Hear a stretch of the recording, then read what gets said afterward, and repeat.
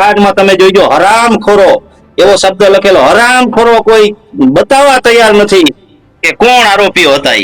અનિરુદ્ધસિંહ અને જયરાજસિંહ બે એટલા દબંગ છે કે અમારા આજુબાજુના 8 થી 10 તાલુકાની અંદર ચૂંટણીની અંદર પોતાની અનઓર્ગેનાઇઝ ટીમ લગાવી શકે છે. અમારા ગોંડલની અંદર જયરાજસિંહ માનવ વધના અપરાધી ઘોષિત થયા બાદ ગોંડલની અંદર બી ડિવિઝન પોલીસ સ્ટેશનના ઉદ્ઘાટન વખતે, હોસ્પિટલની મશીનરીના ઉદ્ઘાટન વખતે આ જ ગૃહમંત્રીની સાથે પ્રમુખ સ્થાને અમારા જયરાજસિંહ રહ્યા છે. તમને ભય નથી લાગતો આ ગોંડલ? બિલકુલ લાગે છે, કેમ નથી લાગતો? બિલકુલ લાગે છે. 2 વખત હાથ પગ ભાંગ્યા છે. અહીંયા કઈ એવું નથી કે જાતિ જોઈને મારવામાં આવે, ધર્મ જોઈને. અહીંયા તો અમારું ગયું ન કરે એટલે મારવાના. ગુનો દાખલ ફલાણાભાઈ એટલે જયરાજસિંહ અથવા એના છોકરાને પૂછી અને ગુનો દાખલ કરવાની કાર્યવાહી કરવી ને ઈ પોલીસ અધિકારીથી ક્યારેય કાયદો અને વ્યવસ્થા નિયંત્રણમાં નહીં આવે. તારે ન્યા જઈને સમાધાન કરવું જોઈએ, એના કરતા કીધે વયો જા ફરિયાદ કરીમાં. આવું વારંવાર છેલ્લા 2 દાયકાથી હું જોતો આવું છું. કયા પ્રકારના અધિકારીઓ એ ગોંડલમાં હોવા જોઈએ? કયા પ્રકારના અધિકારીઓ, કેવા અધિકારીઓ ગોંડલમાં કે જે ગોંડલની અંદર કાયદો અને વ્યવસ્થાની પરિસ્થિતિ કાબૂમાં લાવી શકે? માત્ર નામ કોના આવ્યા? એ બુટલેગરોના નામ વધારે પડતા આવ્યા છે. અમારે તો બુટલેગરોના નામ નથી આવ્યા. પોલીસ ધારે તો મંદિરમાંથી ચોરાયેલું ચપ્પલ પણ શોધી કાઢે. તો ગોંડલની અંદર એટલી જે ઘટનાઓ બને છે તેમાં કેમ પોલીસ કોઈ કાર્યવાહી નથી કરતી? સવાલો ત્યાં પણ પેદા થાય છે. ચાલો, પોલીસ જે આરોપી જે ગુનેગારો એ ગુનો કર્યો એને ખબર છે. પોલીસ સ્ટેશને નથી જવાનું, આપણે આપણા મામાના ઘરે જવાનું. અમારા ગોંડલના માનીતા ચહીતા બુટલેગર જે છે અમારા જયરાજસિંહના, ઈ જોઈ એટલો માલ એને ભારતીય જનતા પાર્ટીના ચૂંટણીમાં પૂરો પાડે છે એટલે એનું નામ નથી લખવામાં આવ્યું. હવે આ ઘટનાઓ તો આ પારદર્શક થવા માંડી તમારી દયાથી, મીડિયાની દયાથી. મીડિયાએ ગોંડલને પ્રશ્ન ઉઠાવ્યા અને ગોંડલને જે કઈ ઘટનાઓ ઘટે છે ને એને જે કઈ વાચા આપી છે ને એ બદલ તમારો તમામ મીડિયાનો ધન્યવાદ. નમસ્કાર, આપ જોઈ રહ્યા છો ગર્જનાદ અને આજે ચર્ચા ફરી એક વખત ગોંડલની. છેલ્લા કેટલાક દિવસથી વારંવાર ચર્ચા ગોંડલની થઈ રહી છે. તેવામાં હવે ફરી એક વખત ચર્ચા ગોંડલની એટલા માટે કે ગોંડલમાં ગત મોડી રાત્રે એક એવી ઘટના બની કે ફરી એક વખત ગોંડલની ચર્ચા, ગોંડલનું નામ એ મિર્ઝાપુર સાથે સંકળાવા લાગ્યું. વારંવાર એકને એક ચર્ચા થાય, વારંવાર એકને એક શબ્દ આવે. ગુજરાતની અંદર એક ગોંડલ તાલુકો અને એની સરખામણી મિર્ઝાપુર સાથે કેમ આ પ્રકારના સવાલો વારંવાર ઉપસ્થિત થઈ રહ્યા છે? આ તમામ મામલે ચર્ચા કરવી છે. રાજુભાઈ સખિયા જોડાઈ ચૂક્યા છે, પાટીદાર સમાજના આગેવાન છે અને છેલ્લા કેટલાક સમયથી ગોંડલની અંદર બનતી એ તમામ ઘટના, એ છેલ્લા 6-8 મહિનાની ઘટના હોય કે એ ભૂતકાળની અંદર બનેલી કોઈ મોટી ઘટના હોય, તમામ ઘટનાના તેઓ આખા આ મામલે અવાજ પણ ઉઠાવતા આવ્યા છે. આખી આ ઘટના પણ તેઓ જાણી રહ્યા છે. એટલા માટે જ સીધી તેમની સાથે ચર્ચા કરવી છે. રાજુભાઈ, ફરી એક વખત ગોંડલમાં મોડી રાત્રે હિચકારા હુમલાની ઘટના બની. આ વખતે જે ઘટના બની એ ઘટનામાં પોલીસે ગણતરીના કલાકોમાં આરોપીઓને તો પકડી પાડ્યા, પણ ફરી એક વખત સોશિયલ મીડિયાની અંદર એવી ચર્ચાઓ ચાલી રહી છે કે ગોંડલ એ ફરી એકવાર મિર્ઝાપુર બન્યું છે. જી નમસ્કાર આપને અને આપના દર્શક મિત્રોને. હવે આ ઘટનાઓ તો આ પારદર્શક થવા માંડી તમારી દયાથી, મીડિયાની દયાથી. મીડિયાએ ગોંડલને પ્રશ્ન ઉઠાવ્યા અને ગોંડલને જે કઈ ઘટનાઓ ઘટે છે ને એને જે કઈ વાચા આપી છે ને એ બદલ તમારો તમામ મીડિયાનો ધન્યવાદ. કારણ કે આવી ઘટનાઓ તો અમારે દિન પ્રતિદિન બનતી રહેતી. પોલીસ સ્ટેશને ગુનો દાખલ કરવા જાય ને એટલે પોલીસ વાળા પેલા ઈ જોવે કે માર ખાનારો કોણ છે ને મારવા વાળો કોનો માણસ છે. પછી જો મારનારો માણસ જો આ ગેંગ નો હોય તો માર ખાનારને કહી દઈએ કે ભાઈ તું ફરિયાદ કરીશ, તારું કઈ આવશે નહીં, અમે ગુનો દાખલ કરશું, એને જામીન મળી જશે, તારે કોર્ટમાં અડિયું કાઢવી જોશે, ફલાણા ભાઈ વળી તને બોલાવશે, તારે ન્યા જઈને સમાધાન કરવું જોઈએ. એના કરતા કીધે વયો જા ફરિયાદ કરીમાં. આવું વારંવાર છેલ્લા 2 દાયકાથી હું જોતો આવું છું. પણ રાજુભાઈ, એ પણ સમજવું છે એક વાત કે કાયદો અને વ્યવસ્થાની સ્થિતિની વાતો જ્યારે થતી હોય ત્યારે રાજકોટ, ગોંડલ એ બધી જ જગ્યાએ જ્યારે પોલીસ પ્રેસ કોન્ફરન્સ કરે ત્યારે એમ કહે છે કે ભાઈ કાયદો અને વ્યવસ્થાની સ્થિતિ અમારે ત્યાં ખૂબ સારી છે. જો કાયદો અને વ્યવસ્થાની સ્થિતિ ખૂબ સારી હોય તો પછી આવી કથળેલી હાલતમાં કેમ જોવા મળે? કેમ રાત્રે 1000 લોકોનું ટોળું રોડ ઉપર ઉતરી જાય? કેમ કોઈ માર ખાય?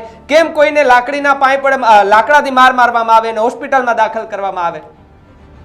જો કાયદો અને વ્યવસ્થા સારી હોય તો કાલે જે ઘટના તમે જોઈ, અહીંયા કાંઈ એવું નથી કે જાતિ જોઈને મારવામાં આવે, ધર્મ જોઈને. અહીંયા તો અમારું ગયું ન કરો એટલે મારવાના, અમારી સમર્થનમાં ન હોય એટલે મારવાના, હામાંથી આવે એટલે મારવાના. આ સિસ્ટમ અહીંની છે. એટલે કાયલની જે ઘટના બની એ કોળી સમાજ સાથે થઈ હતી. એ ગામની અંદર કોળી સમાજની સારી એવી સંખ્યા છે, જેના કારણે સમર્થકો હિતેચ્છુકો અને જે લોકો સમજે છે કે આજે સરપંચ એટલે ગામનો પ્રમુખ વ્યક્તિ ઉપર હુમલો થયો હોય તો કાલે આપણું શું થાય, અને હુમલાનું કોઈ એવું કારણ હોય, સરપંચ કોઈ એવો દંભ વ્યક્તિ હોય તો બરાબર છે. આ કારણ માત્ર એટલું છે કે આ તાલુકા પંચાયતની ભૂલ છે કે તાલુકા પંચાયત કચેરીએ એક પ્લોટની અંદર બે લાભાર્થીઓને સનત આપી દીધી. એમાં એક લાભાર્થી છે એ કોળી સમાજથી છે, બીજા લાભાર્થી છે એ ભરવાડ સમાજથી છે. કોળી સમાજના ત્યાં આજુબાજુમાં 4-5 પ્લોટો અપાણા હોય એટલે સ્વાભાવિક છે કે ભાઈ થોડા જ્ઞાતિના અને ભાઈઓ કુટુંબના લોકોને પ્લોટ અપાણા હોય તો સરપંચ કોઈ પણ ગામના હોય તો ઈ જ્ઞાતિના લોકોને ત્યાં કે આજુબાજુમાં પ્લોટ આપે, અને બીજા પ્લોટ છે એ પાછા એ ભરવાડભાઈને આપવાનું એને કમિટમેન્ટ કર્યું. પણ એ ભરવાડભાઈ થી નારાજ થઈ અને એ આ જે કઈ આરોપી હિતેન્દ્રસિંહ કરીને છે એમને કીધું, અને એમને બધાએ ભેગા થઈ અને ષડયંત્ર રચ્યું કે આજે આ સરપંચને આપણે મારવો પડે. એટલે એને જોયું કે સરપંચ 4 વાગે ઓફિસે ગામ પંચાયતે જાય છે, સરપંચ ત્યાંથી ઘરે જાય છે, ત્યારે અચાનક ગાડીમાં 3 જણા આવી અને પકડી અને સરપંચ ઉપર હુમલો કરે છે અને મારે છે. આ ઘટના પોલીસ એવું કહે છે કે અહીંયા કાયદો ને વ્યવસ્થા છે, તો કાયદો ને વ્યવસ્થા જો અહીંયા હોય તો સ્વાભાવિકપણે આ આપણે જે રાજુભાઈ એક વાત એ સમજવી છે કે જો 24 કલાકે હજુ નથી થઈ આ ઘટનાને, ગઈકાલે રાત્રે આ ઘટના બની, હજી 24 કલાક નથી થઈ, પોલીસે આરોપીઓની ધરપકડ કરી લીધી છે. પોલીસ ધારે તો મંદિરમાંથી ચોરાયેલું ચપ્પલ પણ શોધી કાઢે, તો ગોંડલની અંદર એટલી જે ઘટનાઓ બને છે તેમાં કેમ પોલીસ કોઈ કાર્યવાહી નથી કરતી? સવાલો ત્યાં પણ પેદા થાય છે. સૌથી પહેલું તમને એવું કહું, પોલીસે પકડી લીધા. ચાલો, પોલીસ જે આરોપી જે ગુનેગારો એ ગુનો કર્યો એને ખબર છે, પોલીસ સ્ટેશને નથી જવાનું, આપણે આપણા મામાને ઘરે જવાનું. આવો વ્યવહાર ત્યાં થશે, એની હારે બેસાડવામાં આવશે. આઈપીસી મુજબ 323, 504(2) મુજબનો ગુનો દાખલ થશે, પેલો છે, અને એ મુજબ એને ત્યાં પોલીસ સ્ટેશનેથી જામીન મળશે. ખરેખર આ ઘટનાની અંદર તમે સમજો કે ચૂંટાયેલો સભ્ય એટલે રાજ્ય સેવક ગણાય. પંચાયતના ચૂંટાયેલા સભ્યને પોતાની ફરજ બજાવતા રોકવાની પ્રયાસ એટલે કે ફરજમાં રૂકાવટ. બીજું કે સરપંચ ક્યારે પંચાયતે જાય છે, ત્યાંથી નીકળે છે ત્યારે એને પૂર્વ આયોજિત કાવતરું કરી અને 1 થી વધુ લોકો એના ઉપર હુમલો કરે છે, તો જૂની આઈપીસી મુજબ 120(b) 2 કલમો નાખવામાં આવે તો નામદાર અદાલતમાં આરોપીને રજૂ કરવા પડે. પોલીસ સ્ટેશનમાંથી એને જામીન મળે નહીં. આરોપીને ત્યાં રજૂ કરે એટલે સ્વાભાવિકપણે પોલીસે એફિડેવિટ મૂકવું પડે કે આરોપીને જામીન ન આપે. શા કારણે ન આપે? તો કે ભાઈ એના જૂના જેટલા ગુના છે એને એની કોલમની અંદર ઉમેરો કરવો પડે, અને ગુનાનું કોગ્નિઝ જે બન્યું છે, કોર્ટની અંદર જે પ્રક્રિયા ચાલી છે એ બધું એને એમાં સ્પષ્ટ કરવું પડે. નામદાર કોર્ટ આવા રીટા ગુનેગારને ધ્યાનમાં લઈ અને એને જેલ હવાલે કરે. અને પોલીસે આ લોકોનું સરઘસ કાઢવાનું તો હવે ચાલુ થયું, નહીતર એના રિમાન્ડ કે ભાઈ આવું શું કામ કર્યું, શું કારણે કર્યું, બીજી વખત ન કરે એવા કારણોસર એની રિમાન્ડ માંગે. રિમાન્ડની જગ્યાએ અત્યારે આપણે ગુજરાત સરકાર એવું કહે છે કે આ જે અસામાજિક તત્વો હોય તો એના સરઘસ કાઢવાનું. તો આવું સરઘસ પણ કાઢવામાં આવે, આવું બધું થાય ને, આવું બધું કરવું પડે. એટલે ઈ કાંઈ ન કરવું પડે એટલા માટે છાના ખૂણે ફટાફટ ફરજિયાત તમારા મીડિયાના કારણે, નહીતર આ એફઆઈઆર દાખલ ન થાત. કારણ કે સરપંચને ગમે એમ કરી અને ચાલ્યું હતું સમી સાંજમાં બનેલો બનાવ, અજવાળામાં બનેલો બનાવ, અને એફઆઈઆરમાં નોંધવાનો સમય તમે જોઈ લ્યો કે ભાઈ બનાવ બન્યો છે, ભોગ બનનાર છે એ દવાખાને દાખલ છે, 20 મિનિટમાં એની એફઆઈઆર થાય, એનું ઓનલાઈન ચડે ને. આ એફઆઈઆર કેટલા વાગે થઈ ઈ તમે જોઈ લ્યો. એટલે આવું બધું અહીંયા કે ચાલતું જ હોય છે. કાયદો ને વ્યવસ્થા જો ખરેખર જિલ્લાના અધિકારીઓ કહેતા હોય કે બરાબર છે, તો ખાલી ગોંડલની અંદર કાળા કાચ વાળી ગાડીઓ ના કાળા કાચ હટાવી એની અંદર નંબર પ્લેટ મરાવી દી. રાજુભાઈ, વારંવાર એક સવાલ ઉપસ્થિત થઈ રહ્યો છે ગોંડલની અંદર પોલીસની કામગીરી કયા પ્રકારના અધિકારીઓ ગોંડલમાં હોવા જોઈએ? કયા પ્રકારના અધિકારીઓ, કેવા અધિકારીઓ ગોંડલમાં કે જે ગોંડલની અંદર કાયદો અને વ્યવસ્થાની પરિસ્થિતિ કાબૂમાં લાવી શકે? બિલકુલ, ગોંડલની અંદર કાયદો ને વ્યવસ્થા કાબૂમાં લાવવા માટે એવો કહિયાગ્રો પોલીસ અધિક્ષક નહીં ચાલે કે જે ફલાણા ભાઈ ને પૂછવા જાય ને એમ કે એમાં આ કાર્યવાહી કરવાની છે, ગુનો દાખલ, ફલાણા ભાઈ એટલે જયરાજ સિંહ અથવા એના છોકરાને પૂછી અને ગુનો દાખલ કરવાની કાર્યવાહી કરવી ને ઈ પોલીસ અધિકારી થી ક્યારેય કાયદો ને વ્યવસ્થા નિયંત્રણમાં નહીં આવે. ઈ જ્યારે પોલીસ મેન્યુઅલ અનુસાર અને એને જે મળેલી સત્તા અને એની ફરજ જ્યારે સ્વતંત્ર નિભાવી શકે એવા કોઈ પોલીસ અધિકારી આવે તો હું નથી માનતો કે એવા પોલીસ અધિકારી આઈપીએસ સિવાય હોઈ શકે. કારણ કે અહીંયા કે બધાને જો ચાવડા સાહેબની હત્યા થયા પછી ગોંડલની અંદર એક પોલીસની અંદર ખોફ છે કે ભાઈ અમારે પર્સનલી ડખો થાય અને અમારે જીવ ગુમાવવો પડે. ચાવડા સાહેબના છોકરાને કોઈ પૂછવા ગયું, ગોંડલમાંથી કોઈ એને 1% મદદ કરી, સાક્ષી સુધા નથી બન્યા. એની એફઆઈઆરમાં તમે જોઈજો હરામખોરો એવો શબ્દ લખેલો, હરામખોરો કોઈ બતાવવા તૈયાર નથી કે કોણ આરોપીઓ હતા. ઈ પણ ટ્રાયલ જાહેરમાં ચાલેલી છે કે કોને માર્યા છે, મારવાનું કારણ શું છે. પણ આવી બાબતો બધી પોલીસે ધ્યાનમાં લેતી હોય. નાના અધિકારીઓ, એક તો આ તમે સમજી શકો કે ભાઈ પોલીસની તૈયારી કરવી અને આટલા બધા સમય બગાડ્યા પછી એને પોલીસની નોકરી મળી હોય, પીએસઆઈ માંથી પીઆઈ થયા હોય, એની પોતાનામાંથી ફ્રી ન હોય અને એને આ જીવ જોખમમાં મુકાય એવી કામગીરી શું કામ કરવી? કારણ કે એના ઉપરના અધિકારી જે છે ઈ એટલા પ્રેશરથી એને કહેતા નથી કામ કરવાનું, એટલે એ લોકો કરતા નથી.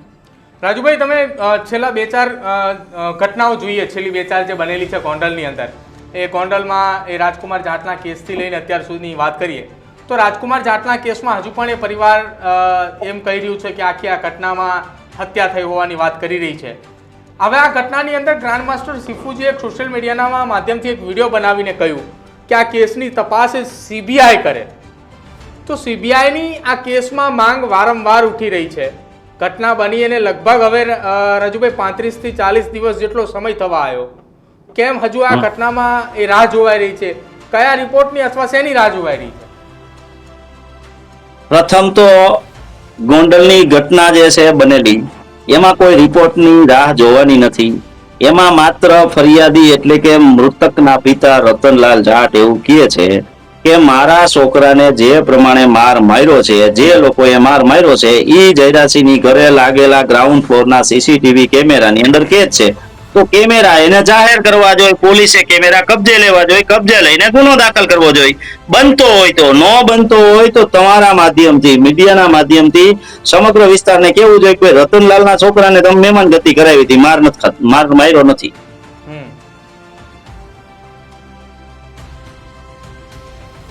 રાજુભાઈ, પોલીસ ઉપર જે સવાલો ઉપસ્થિત થઈ રહ્યા છે, આપણે કહ્યું કે આખી આ ઘટનાની અંદર કે ગોંડલની અંદર કોઈ પોલીસ કર્મચારીએ કોઈને પૂછીને ફરિયાદ નોંધે છે, કોઈને પૂછ્યા વગર કહેતા નથી, એવા આઈપીએસ અધિકારીની જરૂર છે. તો આ પ્રકારની પરિસ્થિતિ જો નિર્માણ થતી હોય, આવું ગોંડલની અંદર બનતું હોય, તો ગૃહ વિભાગનું ધ્યાન એ તરફ નહીં જતું હોય? ગૃહ વિભાગ એ મામલે કોઈ કાર્યવાહી નહીં કરતા હોય કે કેમ ગોંડલમાં કોઈ ફરિયાદ નથી દાખલ થતી, કેમ ગોંડલમાં આ પ્રકારની પરિસ્થિતિ છે? સૂતા હોય એને જગાડાય, જાગતા હોય એને જગાડવાનો કોઈ મતલબ ખરો?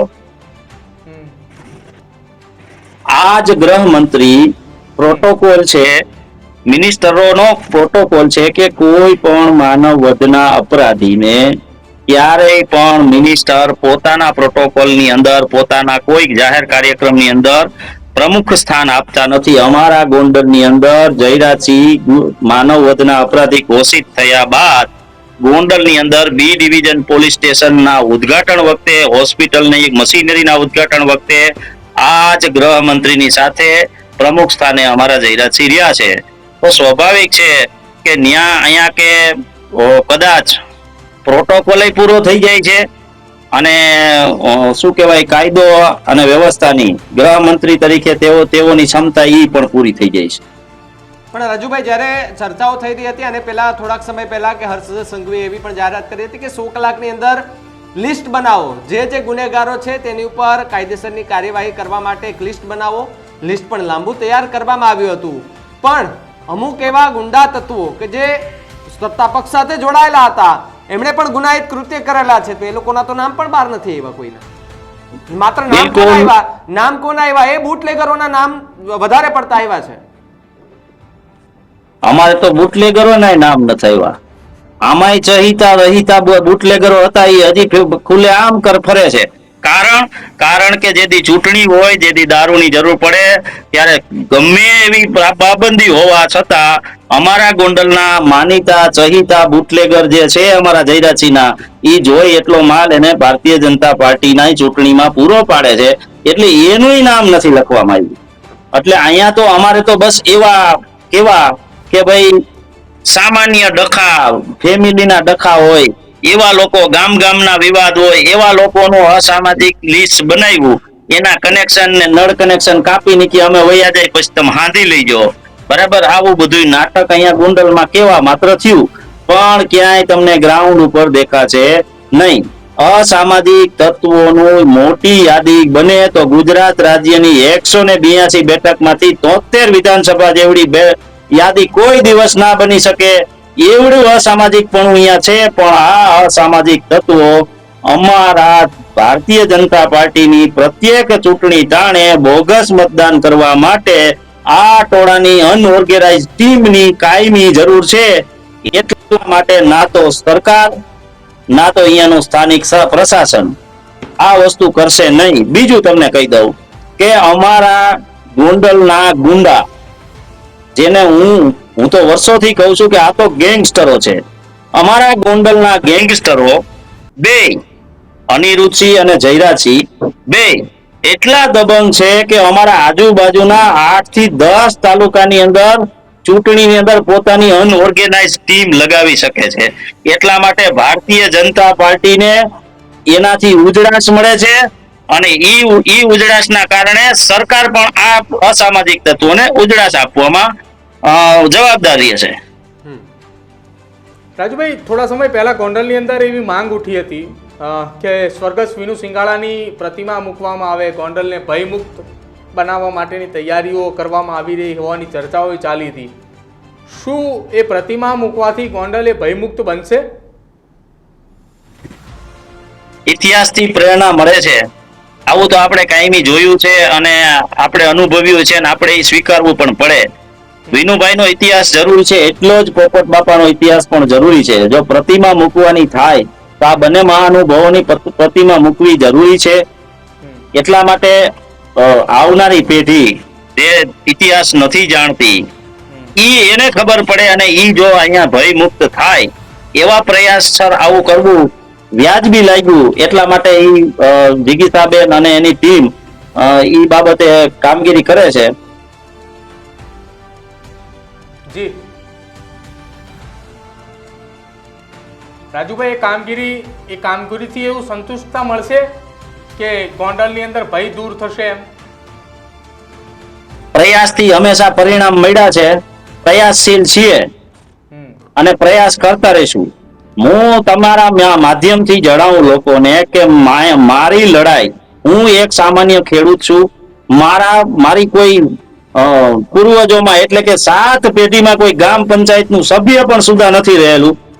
મારે ફરજિયાત આ લડાઈ એટલા માટે થઈ છે કે અમારા આત્મસન્માનની ઉપર આવી બેઠેલી હતી, અને હું આજની તારીખમાં પણ હું મારી ખેતી ઉપર નિર્ભર છું. હું કોઈ વિકલ્પ નથી. હું માત્ર ને માત્ર અહીંયાની વ્યવસ્થા છું કે જો આ વિસ્તારને ભયમુક્ત થાય, ગુંડાગીરી નાબૂદ થાય અને લોકતંત્ર પ્રસ્થાપિત થાય, તો એના વ્યવસ્થાના સ્વરૂપે અમે અમારી ટીમ સાથે ગોંડલની અંદર સરદાર લીગલ સપોર્ટ સર્વિસ નામની ટીમ ચલાવીએ છીએ. અમે આખું મુવમેન્ટ અને અમારી આ કામગીરી છે. અને હું તમને તમારા માધ્યમથી કહું કે જ્યારે 2015 ની અંદર 15 થી અમારી લડત સીધી ચાલુ થાય છે. આમ તો અમારી 13 થી લડત ચાલુ છે, પણ જ્યારે 15 ની અંદર થી અમારી સીધી લડત ચાલુ થાય છે ત્યારે સર્વપ્રથમ કોઈ આખા રાજ્યની અંદર અનિરુદ્ધસિંહને અનિરુદ્ધ કઈ નહોતું બોલાવી શકતું, જયરાજસિંહને જયરાજ કઈ નહોતું બોલાવી શકતું. બે અમારા વડીલો છે, અમે એ શબ્દ વાપરવા ક્યારેય અમે ઓલા નથી. પરંતુ એક વસ્તુ તો હું કહીશ કે ગુજરાત રાજ્યની અંદર આ બે લોકોનો ભય છે એ ઘણો બધો દૂર થયો છે. સોશિયલ મીડિયાથી જોવો, કોમેન્ટથી જોવો કે ગમે એ એંગલથી તમે જોવો, થોડોક તો ભય મુક્ત થયા છે. અને 100% હું એમ નથી કહેતો કે તોછડાઈ વાપરે, પણ ભય દૂર થશે અને એ ખુલીને વાત કરી શકશે તો એની હા નહીં કરવી પડે અને એનાથી દબાઈ નહીં રહેવું પડે. એવી પરિસ્થિતિનું નિર્માણ તો ચોક્કસ થશે. તમે ગોંડલથી ગણતરીના કિલોમીટર એક દૂર ગામની અંદર રહો છો, તો તમને ભય નથી લાગતો? આ ગોંડલ બિલકુલ લાગે છે, કેમ નથી લાગતો? બિલકુલ લાગે છે. 2 વખત હાથ પગ ભાંગ્યા છે, 2 વખત હાથ પગ ભાંગ્યા છે, બિલકુલ લાગે છે, કેમ નથી લાગતો? પણ જો ભયથી હવે અમે તો જે કરવાનું હતું એ કર્યું છે. હવે અમને ભય અમારા શરીરનો, અમારા જીવ જાનનો નથી લાગતો. અમને ભય લાગે છે રાજકુમાર સાથે જેવી ઘટના થઈ ને એવી અમારા બાળકો માટે ન થાય, એનો ભય જરૂર લાગે છે. અમે મરી જાય તો ભલે મરી જાય, અમારે જે કરવાનું હતું કરી લીધું. અમારી પાછળ કોઈ એવું કહીને અમારા દીકરાને એવું નહીં કહે કે તારો બાપ આ પ્રકારનો વ્યક્તિ હતો, કે એને આ હિંસા કરેલી હતી, કે એને આવા ન કરવાના કામ કરેલા હતા. અમે અહીંયા કે તકેદારી પૂર્વક રહીએ છીએ. અમે એમ સમજો ને કે ટ્રાફિકના નિયમોનો પણ ઉલ્લંઘન નથી કરતા. એટલા માટે અમે આ લોકોની સામે આ લડાઈમાં ટકી આગી છે. જો અમને કોઈ વ્યસનની ટેવ હોત, અમને કોઈ બીજી ત્રીજા અમારા આડાવડા ધંધા હોત, તો ચોક્કસપણે અમે ના બોલી શકત. શું લાગે છે આગામી સમયની અંદર ગોંડલમાં કેવા અધિકારી તમારે જોઈએ છે? રાજ્ય સરકાર પાસે ગોંડલની જનતા કેવા અધિકારીઓ ઈચ્છી રહી છે કે આ ગોંડલ ભયમુક્ત બને, વારંવાર ગોંડલની સરખામણી મિર્ઝાપુર સાથે ન થાય? બિલકુલ થવી જ ન જોઈએ, કારણ કે સર ભગવતસિંહજી એટલે કે પ્રજા વાત્સલ્ય અમારા રાજા હતા. એનું આ રાજ્ય છે અને એના રાજ્યની અંદર આવા આક્ષેપો થાય અને એ રાષ્ટ્ર લેવલે આવા આક્ષેપો થાય ત્યારે અમે શરમસાર થાય છીએ. પરંતુ એક વસ્તુ ફાઇનલ છે કે 1980 ના દાયકાથી જ્યારે અમારા ગોંડલની અંદર લોહિયાળ ઘટનાઓ ઘટી છે, લો એન્ડ ઓર્ડર ઉપર પ્રશ્ન ઉઠ્યા છે, લો એન્ડ ઓર્ડર નિયંત્રણ ચૂકી ગયો છે, ત્યારે ચોક્કસપણે એક આઈપીએસ નાયબ પોલીસ અધિક્ષક તરીકે અમારા વિસ્તારની અંદર નિયુક્ત થયા છે અને લો એન્ડ ઓર્ડર કંટ્રોલ રહ્યા છે. એના એક્ઝામ્પલના ભાગરૂપે તમને કહું તો પોપટલાખા સોરઠિયાની હત્યા થયા બાદ અનિરુદ્ધસિંહને ટ્રાયલ કોર્ટે છોડી દીધેલા હોય છે અને સુપ્રીમ કોર્ટે એને સજા ફટકારેલી છે. ત્યારે એક એવા બાહોશ અધિકારીની અહીંયા નિમણૂક થાય છે અને એમને ફરાર હતા ત્યાંથી પકડી અને એને જેલ હવાલે કરવામાં આવે છે. એ ઘટના પણ આપણે ભૂલી ન શકીએ. અને એવી જ રીતે અમારા ગોંડલની અંદર જયરાજસિંહની બાબતમાં હોય કે પછી બીજા ત્રીજા કોઈ કેસની બાબતમાં હોય, જ્યારે લો એન્ડ ઓર્ડર ઉપર સવાલ ઉઠ્યા છે ત્યારે અજમાયશી પીરિયડમાં આઈપીએસ અધિકારીઓની નિમણૂક થઈ છે. અને ખરેખર અમારે અહીંયા કે આવું નિયંત્રણ રાખવું હોય કાયદાનું, તો સરકારે 100% આવા સારા બાહોશ અધિકારીની નિમણૂક કરવી જોઈએ. જેમ કે અમરેલીમાં નિલરીપ રોય સાહેબની નિયુક્તિ 3 વર્ષ માટે કરવામાં આવી. 3 વર્ષની અંદર ઘણી બધી ઘટનાઓ એવી હતી કે ગમે એને ફોન કરીને એમ કહેતા આટલા પૈસા દઈ જઈએ ને આ દઈ જઈએ ને કાલ નીકળવા નહીં દઉં, એ બધું બંધ થઈ ગયું. પોલિટિકલ ચાલતી હોય ગુંડાગીરી થોડી, પણ જે સીધી ગુંડાગીરી હતી કે ભાઈ ફલાણા ભાઈના વ્યવસાય બહુ મોટો છે તેને કહી દે કે આટલી ખંડણી દઈ દે, એ બધા ખેલ બંધ થઈ ગયા. એટલે સ્વાભાવિક છે પ્રદીપ કે હરેક વિસ્તાર ગુજરાતનો એવો છે કે જે એવું જ વિચારે છે કે અહીંયા નિર્લિત રાય જેવો અધિકારી હોવો જોઈએ, કારણ કે જે ખોટું થઈ રહ્યું છે તેની સામે નિર્લિત રાય જેવા બાહોશ અધિકારીઓ છે એ જ અવાજ ઉપાડી શકે ને એ જ લોકો એને ડામી શકે છે. ઘણી એવી ઘટના બની છે. બિલકુલ રાજુભાઈ, અમારી સાથે જોડાવા બદલ આભાર આપનો. તો ગોંડલની અંદર ફરી એક વખત મોડી રાત્રે એક એવી ઘટના બને છે કે જેની ચર્ચા ફરી એક વખત એ જોરશોરથી સોશિયલ મીડિયાના માધ્યમથી ચાલી કે ગોંડલ શું ફરી એકવાર મિર્ઝાપુર બન્યું? કેમ કે મોડી સાંજથી એક માથાકૂટ એ ગોંડલમાં બની, મોડી રાત સુધી ચાલી અને ઘટના બની એના 24 કલાક પણ હજુ નથી થયા અને એની અંદર પોલીસની એ કામગીરી સામે આવી કે આરોપીઓની ધરપકડ થઈ ચૂકી છે. હવે એ ગોંડલની જનતા ઈચ્છી રહી છે કે એસએમસીના વડા દિલીપ રાય એ જેમને અમરેલીમાં જે કામગીરી કરી એવી જ કામગીરી ગોંડલની અંદર આવે અને ગોંડલમાં કરે. તમારું શું માનવું છે? ગોંડલની અંદર કેવા બેબાક અને બાહોશ અધિકારી હોવા જોઈએ કે જેથી કરીને ગોંડલમાં આ પ્રકારની ઘટના જે વારંવાર બને છે એ સામે ન આવે અથવા એ ઘટના ન બને? જરૂરથી અમારા કમેન્ટ સેક્શનની અંદર જણાવજો. અને આ જ પ્રકારના ગર્જના જોવા માટે અત્યારે જ અમારી ચેનલ ન્યૂઝરૂમને લાઇક, શેર અને સબસ્ક્રાઇબ કરવાનું ભૂલતા નહીં. જોતા રહેજો ન્યૂઝરૂમ. નમસ્કાર.